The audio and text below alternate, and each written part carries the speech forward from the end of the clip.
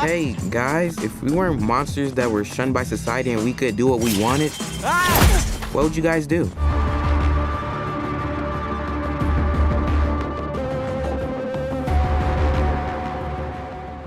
Teenage Mutant Ninja Turtles Mutant Mayhem. It's been quite a while since I've seen the Turtles in action. While I won't say that I'm the biggest TMNT fan, although I know some who are that I highly recommend checking out, I am definitely familiar with some of their past iterations like the 2003 version. In fact, I have memories from years ago that I reviewed the 2007 animated feature. Your absence has been particularly difficult for Raphael. I don't even care about Leo anymore. Well, at least his personality's still intact. Well, I never said that they were good memories, though. But ever since that they were acquired by Paramount, they were taken into some fascinating directions that showed a lot of new sides to the Heroes in a Half Shell. They were turned into CG in 2012 and had a very good run with it for 5 years. Then they got a radical new look in 2018 with Rise of the Teenage Mutant Ninja Turtles, and there can be times when that animation can be more amazing than it has any right to be.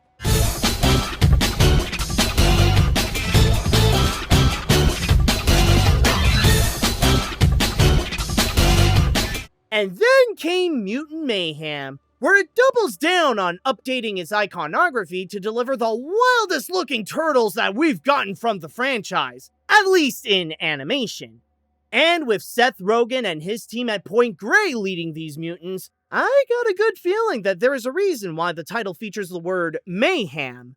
So now that the new Turtles movie is coming out of its shell, are they more trained than before to make an epic return to the big screen? Or does the film feel more mutated than it should be?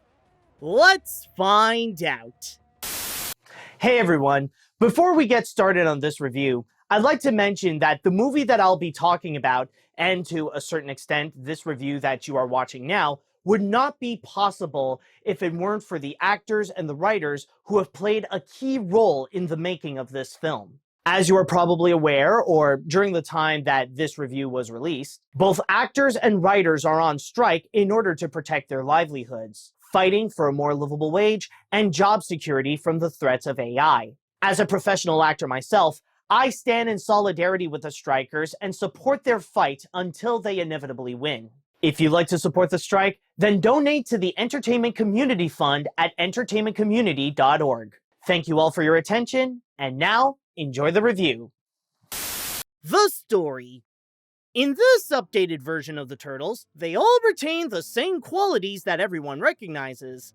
They still have their sharp ninja skills and their individual personalities, except now there is one additional trait that they all share. The Turtles want to be accepted, to fit in with the crowd so that they can experience the social aspects of everyday life without getting shunned for the fact that they are mutated turtles. We take out super fun, and then everyone will think we're cool. They'll accept us. Does that sound a little familiar? Well, that's because this is exactly the kind of story it seems to be. The biggest downside of this film that I'll say now is that the narrative is disappointingly unoriginal. This is the typical plot of the supernatural outcast wanting to fit in the human world where they are first shunned by society, and some parental characters share the same resentment towards humans, but then gradually show the public that there is more to them than just their monstrous look. In terms of the plot itself, it does nothing to change that formula, following the same steps that similar movies took and delivering the same outcomes that those scenarios frequently established. As a result, there is a sense of predictability that spoils a bit of the experience, as it often leaves itself open that's easy to guess how the scenes turn out. In some cases, it could be a matter of just waiting for that conclusion to show up so that it could try again in the next scene and hope it'll be an improvement.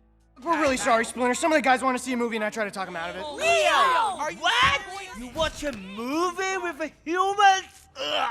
Although it does put in a bit of effort to spice up the story and help deliver some distractions from its own blandness. Obviously, the most prominent one being the Turtles, taking a lot of time to show the four being themselves.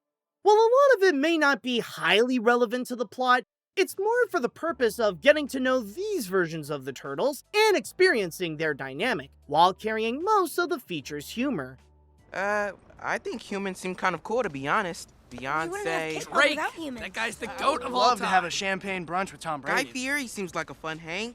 Also, the world building does give this a small boost to be engaging. Exploring the life of mutants, like how they were originated and their complicated relationship with humans. Maybe some of it sounds like the same tropes from these kinds of plots, but they also carry the heart of the film and a lot of the creativity to give audiences the variety of flavors amongst the mutants. What the? Y'all some little tortoises, huh? I can't believe there are other mutants! And of course, this wouldn't be a TMNT movie if it doesn't have their signature action. As much fun as they can be when they do show up, especially to serve a strong finale that really makes the most out of all of its own concepts, there is a part of me that did wish that there were more of that instead of lingering on the part that makes it generic. I get it, this is a character-driven story, and much like their goal, they want to have the audience to view the protagonists as good-hearted teenagers no different than people their age. But for me, I wanted this movie to be primarily fun. I could have easily looked past the weak story if it delivered more action and go deeper in the lore of the mutants. Sure, there are times when it is fun, but there are also times when I feel like I'm watching the same boring animated family flick. I know I'm sounding a bit negative, and I will be going into the better parts of the movie, but as much as it may try to be engaging with the mutants and the turtles, I'm just saying that it's not going to be the story that will make this feel worthwhile. The animation. I think it's safe to say that this is a completely different look for the Turtles. I don't normally say this, but the animation is extremely messy. It's all gritty, the designs are all warped, it has this layer that's all sketchy and unpolished, the colors have a gross out type of vibe, and that's what makes the animation so good. The best way to describe the style is that this is a more chaotic version of Spider-Man Into the Spider-Verse, taking the inspiration of a living comic book, but reflect on the underground style that is a lot more unpolished than what is usually published by the mainstream comic distributors like Marvel and DC. In a way, Mutant Mayhem pays respects to its indie origins, but highlight the genre as a whole instead of sticking to the style of their beginnings. One important thing to note about this movie is that this is directed by Jeff Rowe, the co-director and co-writer of The Mitchells vs. the Machines. I mention this because there are some noticeable inspirations from that film that carried on to Mutant Mayhem to establish the overall visuals. The most prominent example is the added layer of the CG to give that scribbled look onto everything, as if it was all hastily drawn. The most obvious use of it is with the effects, as they are all sketched over to capture that comic-style action in a very unconventional way. As for the designs, the familiar characters are still easily recognizable that capture the essence of who they are, but given a slight adjustment that is enough to make their version stand out from the others. However, there is also this disjointed style that encompasses everyone to make them look more abstract and intentionally off-putting, with how the concept of symmetry is virtually a myth here, regardless if they are mutants or human. And yet, it works to its advantage because it fits with the whole theme of the picture. Yes, it looks weird, but we're talking about a movie about anthropomorphic turtles who use ninja skills to fight crime in New York City and love eating pizza. Calling the movie weird is not a valid criticism when the whole franchise has been nothing but chaotic.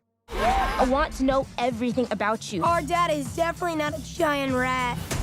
That makes me feel like he's a rat. In a way, the designs remind me of those of Laika's Paranorman, where the style has no order to visually enhance the unnatural tone of the picture. Even the colors play a role to emphasize the TMNT aspect, where the overall color palette is meant to be radioactive. Yes, a lot of it is gritty and muddy in the human world, but the mutants are much more vibrant and use neon colors for that abnormal vibe. But let's take a moment to go back into the action scenes. Now I can really talk about how they are. I did say that I wish there were more of them because when they do show up, They do make the feature more exhilarating with a fast pace, a strong sense of danger with what can be used as a weapon against the Turtles, and of course, the martial arts skills used to kick some bad guy butt, along with the mutants using their abilities to spice up the creativity in the fights and chases. We're just getting started.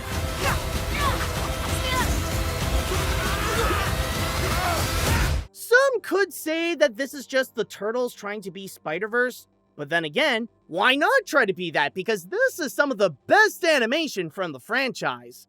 It's one of those times where the weird and chaotic can look beautiful and admirable. The characters. Regardless if the story is good or bad, what audiences really want to see from this picture is the Mutant themselves. And this one does deliver on a version that is unlike any of its predecessors. As the others emphasize the Ninja Turtles part, these guys are more about the fact that they are teenagers. Honestly, I'm surprised that the franchise didn't do this sooner, or at least amongst their more prominent projects. Beforehand, the teenage aspect was for the purpose of doing what kids thought was cool during the peak of the Turtles' popularity, like eating pizza and skateboarding. In the movie, their adolescence encompasses what they want and their flaws. Yes, they technically have that angsty trope of wanting more to live for than what's in their regular life. But as teens sheltered from the outside world, they want to feel socially accepted and experience what's part of human life like love. And yet, their age comes with some setbacks, where they may be skilled, but they still require some more training to master their craft, since they can still be prone to mistakes and often get distracted.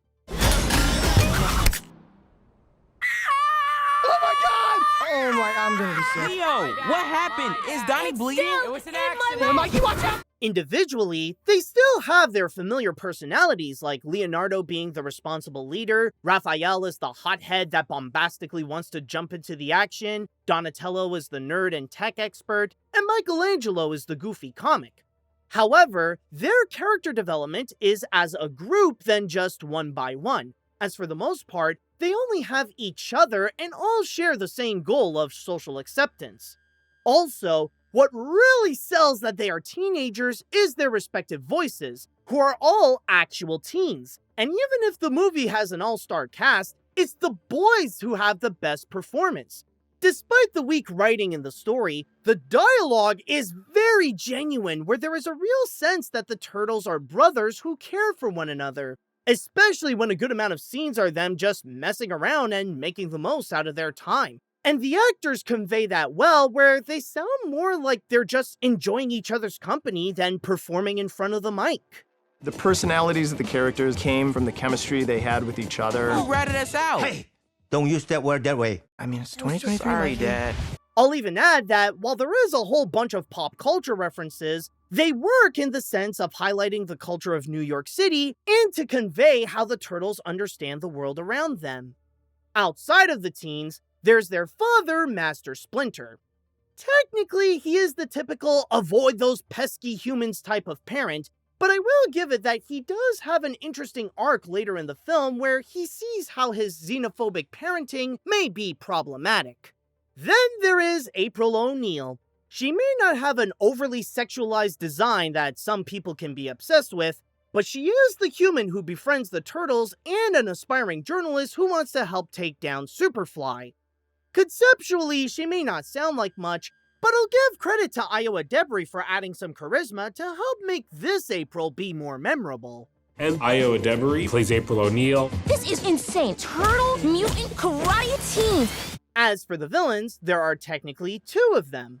One is Cynthia Outram, who is the generic military-style antagonist who wants to take the mutants' powers to create her own evil army of mutants. The other one is much more interesting with Superfly, who has a vendetta against the humans and plot to destroy them all so that only mutants rule. What makes him stand out is how he established himself as a crime lord, how he conquers the streets with an iron fist and has a strong attitude to make it clear that he is the boss and will stop at nothing to make things go his way. Yo, come on, y'all. Let's get the goods. Yo! What? What the? Y'all some little tortoises, huh? As for the other mutants, they're more like a collective of Superfly's gang. They each have their own fun personalities, but there are only a selected few that have more screen presence, like Mondo Gecko. I do enjoy them when they are on screen, but like the Turtles, they're more about being a group than being individuals. Humans are never gonna like us. So we gonna let the mutants rule the earth. Peoples, they got to go. I won't say that they are the most complex versions of the characters, and maybe saying they are the best is highly debatable, but they do offer a good blend of something familiar and new, where they are still their lovable selves, but with an added twist that present a new side to them that makes them interesting with a great voice cast. They may not be entirely the same, but they really do define being Teenage Mutant Ninja Turtles.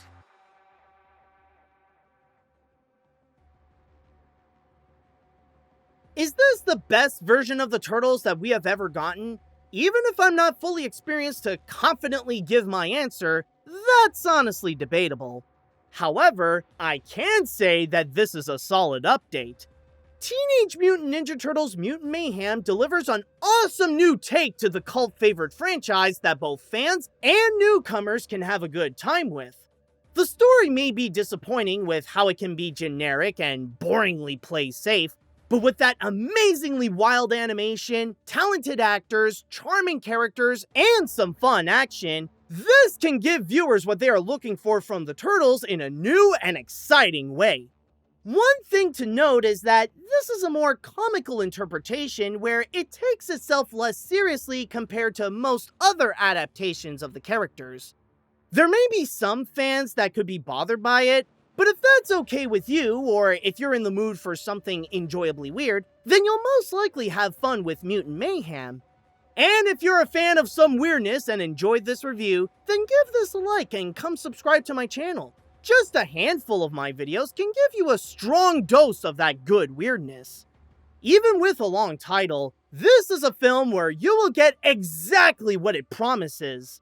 If you're looking for some Mutant Mayhem, then look no further.